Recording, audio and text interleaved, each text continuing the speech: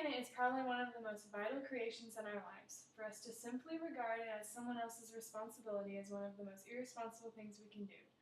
It is our job to make sure that our planet is taken care of for generations to come. Through my research of sustainability, I have learned what sustainability means, some current problems we are dealing with, and a few ways we can help save our planet and live more sustainably. First, let's look at what sustainability even is. The most popular definition of sustainability can be defined as sustainable developments as those that meet present needs without compromising the ability of future generations to meet their needs. Or, in a more simply defined way, do unto future generations as you would have them do unto you.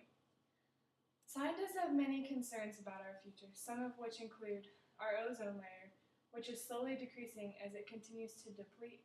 Scientists worry about the increase on natural disasters like heat waves, flash floods, severe hurricanes, etc. As ozone depletion occurs in many places of the Earth's ozone layer, severely in the polar regions. The ozone hole has been occurring in Antarctica since the late 1970s. According to the NOAA, certain industrial processes and consumer products result in the atmospheric emission of ozone-depleting gases. These gases contain chlorine-bromine atoms, which are known to be harmful in the ozone layer. Important examples used in almost all refrigeration and air conditioning systems. These gases eventually reach the stratosphere, where they are broken apart to release ozone-depleting chlorine atoms. Another concern that scientists have is our reliance on crude oil and the oil spill in the Gulf of Mexico, which has had a negative impact to the sea life in the area. Consequently, it is very important that we try to look at other renewable energy sources to keep man-made damage to the environment at a minimum. A much more serious problem looms in the future. Most of the world's largest economically valuable oil fields have already been found, so a permanent oil shock is inevitable early in the next century. The question is not whether, but when, world crude oil productivity will start to decline. Some believe we have enough to last another 50 years at present rates. However, most of the large exploration targets for oil supply have been found at the same time that the world's population is exploding. Another huge concern that scientists have for our future is climate change.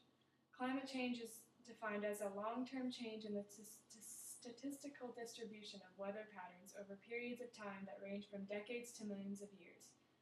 Factors that can shape climate and climate forcings include such processes as variations in solar radiation, deviations in the Earth orbit, mountain building and continental drift, and changes in greenhouse gas concentrations. Now that we know what sustainability is, and a few issues that we are currently struggling with, let's see what we can do to help. According to the Union of Concerned Scientists for Environmental Solutions, 4 ways to live more sustainable and help our environment include: 2. Buy fuel-efficient cars.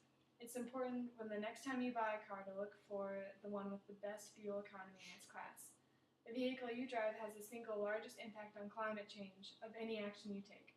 For each gallon of gas you burn, 20 pounds of heat-trapping CO2 is released into the atmosphere. Another way to help our environment would be to modernize our electricity systems. In some states, you can switch to electricity companies that provide 50% to 100% renewable energy.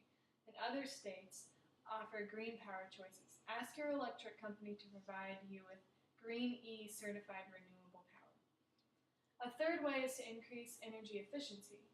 If each household in the United States replaced its existing appliances with the most efficient models available, we would save $15 billion annually in energy costs and eliminate 175 million tons of heat-trapping gases. And the fourth way is to protect our threatened forests. Purchasing certified timber and wood products helps our climate problems. Well-managed forests are more likely to store carbon effectively because more trees are left standing in carbon-storing soils and are less disturbed.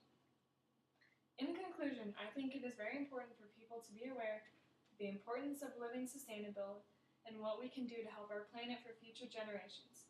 The worst thing a person can do is to be uninformed of our current environmental situations, and so by listening to my speech, you have learned exactly what sustainability is, a few issues we are currently dealing with, and a few ways you can help save our planet.